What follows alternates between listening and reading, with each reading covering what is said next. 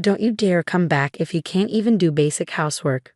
My mother-in-law spat at me and raged while I was hospitalized due to a broken leg. The irony was that she was the cause of my injury, yet instead of apologizing, she was trying to throw me out of the house. Pushed to my limits, I smiled and responded, "Oh, I'd be delighted to do that, ma'am." A few days later, my husband confronted her. "Do you have any idea, Mom? Did you not know about Emily?" Upon hearing the truth revealed by my husband, my mother-in-law turned as pale as a ghost. "My name is Emily Johnson.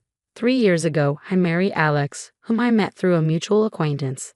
Alex's family runs a diner managed primarily by his mother. His father passed away early, and his mother single-handedly raised him, which I'm sure was a tough journey. Initially, I deeply respected my mother-in-law, but that didn't last long. Even after getting married, because Alex wanted me to continue working, I didn't quit my job. Alex, as the second-generation owner of the diner, was running the business alongside his mother. However, my mother-in-law disliked that I didn't help around their house. A woman who doesn't even help with house chores, even if you're working outside, we all know a woman's salary isn't much. She'd grumble every day. Soon, her constant complaining escalated to harassment. "You don't do chores at all," she complained, and when I managed to squeeze in some time for house chores, she'd criticize, "You're not doing it properly at all. Do you even care?" Even though I thought I was doing a decent job, it was never good enough for her.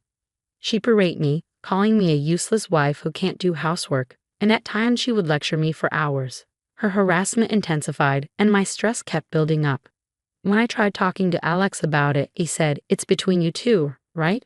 Don't drag me into this, staying out of it." Then one day, an incident broke out. The diner was closed that day, and my mother-in-law left early in the morning to go somewhere. As evening came, I received a sudden call demanding me to come and get her. The call ended abruptly before I could even refuse, leaving me with no choice but to reluctantly head to the train station. When I finally reached the station, she did nothing but complain all the way home, accusing me of being late and complaining about the heating system. It was nothing new, so I just nodded and shrugged it off. But I guess that got on her nerves. What kind of attitude is that? Don't you think it's disrespectful to your mother-in-law? In a fit of rage, she raised her hand against me even though I was driving. "Ouch, stop it, I'm driving, you know." "Quiet, don't you dare talk back to me." My pleas fell on deaf ears as she was blinded by anger. Not satisfied with her slaps, she tried to kick me hard, but her foot hit the steering wheel. The next thing I knew, I was in a hospital bed. "Where am I?" I asked the nurse who was changing my IV drip.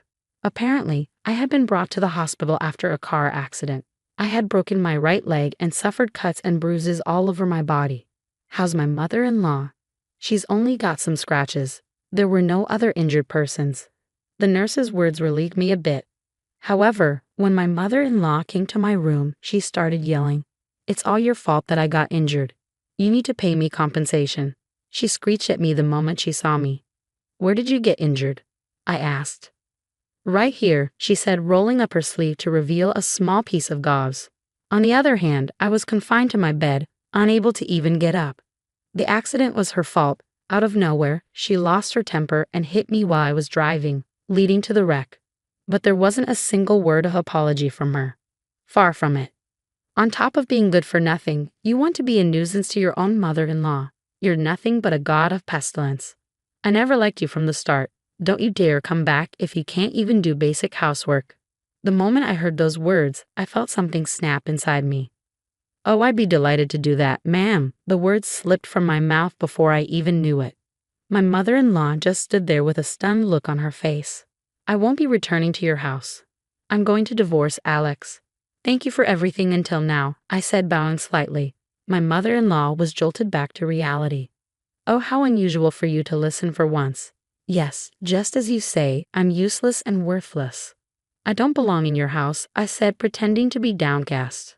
My mother-in-law left the hospital room saying, "Oh, I see," unable to say anything further. Even after that, my mother-in-law kept coming to my hospital room and complaining, "You'll end up on the streets if you can't come back to our house.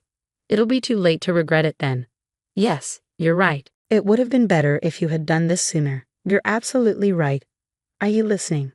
While my mother-in-law kept complaining, I was casually ignoring her and sitting on my phone. This happened several times. A week after I was admitted to the hospital, my mother-in-law came to my room to complain as usual.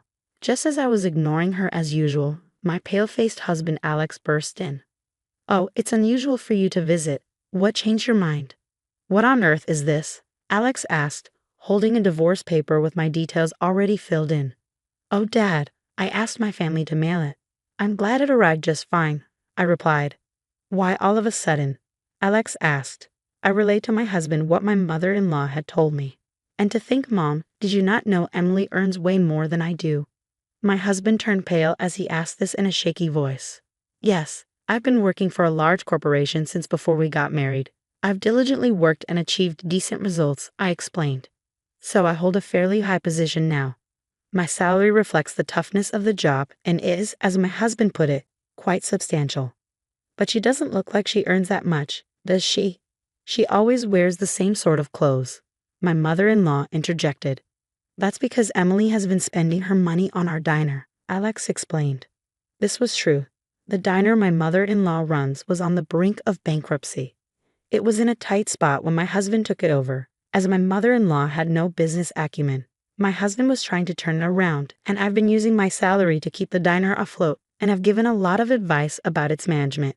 We managed to escape the worst situation, but without my salary, the diner would probably go out of business soon. "No, it can't be true. There's no way that useless woman could do such a thing," my mother-in-law said, flustered and unable to believe what she was hearing. I showed her my phone, which I had been using until just a moment ago. "What is this?" "It's the data recording of your diner's performance, and this here is my pay stub. My workplace has digitized our pay slips." My mother-in-law stared at my phone and slowly turned pale. "No, that can't be. Also, I should mention that I've already consulted with the police about the accident you caused." "What?"